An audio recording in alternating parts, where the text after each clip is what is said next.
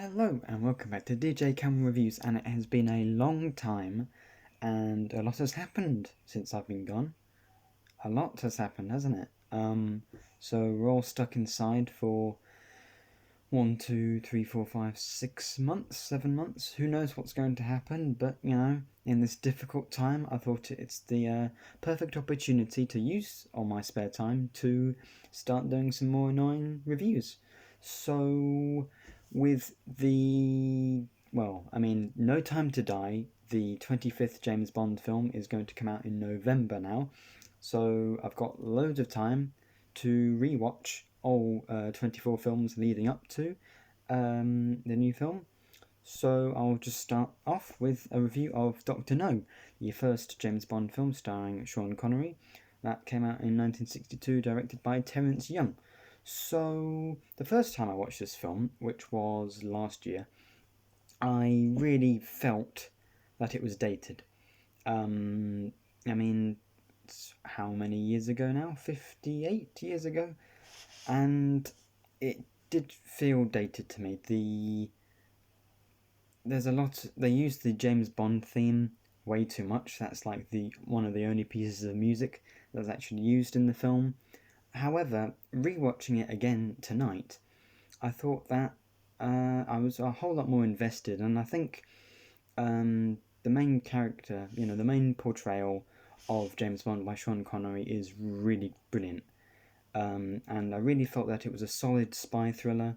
The villain, Dr. No, shows up about an hour and a half into a hour and 45-minute film, or something like that. So it's kind of strangely paced and strangely structured for a film now. But, I think one of the things you can enjoy with this film is that it is dated. You do feel like this is from 1962, and you just get to enjoy watching a film set in that time and in a beautiful location of Jamaica, and just experiencing a different kind of moment in time that we can't do now. And I mean, for the audience in 1962, it must have been great escapism, especially as travel wasn't really a huge thing back then. So just, nowadays it would be a thrilling car chase or explosion or whatever, but for this film and the audience at the time, it would have been just a thrill to see James Bond get off a plane or go to a beach and do all these, it's not crazy stunts. It's, there's some tense sequences in the film which sometimes are ruined by the terrible score. John Barry composed the music for this film, and he would compose the music for 11 others or 10 others. But his music gets a whole lot better as the franchise progressed. So the plot generally is that Dr. No, the big bad, the big evil villain working for Spectre, the big evil organisation with their own tentacle logo, wants to topple some US rockets, but that doesn't really come into play until the last 5-10 minutes.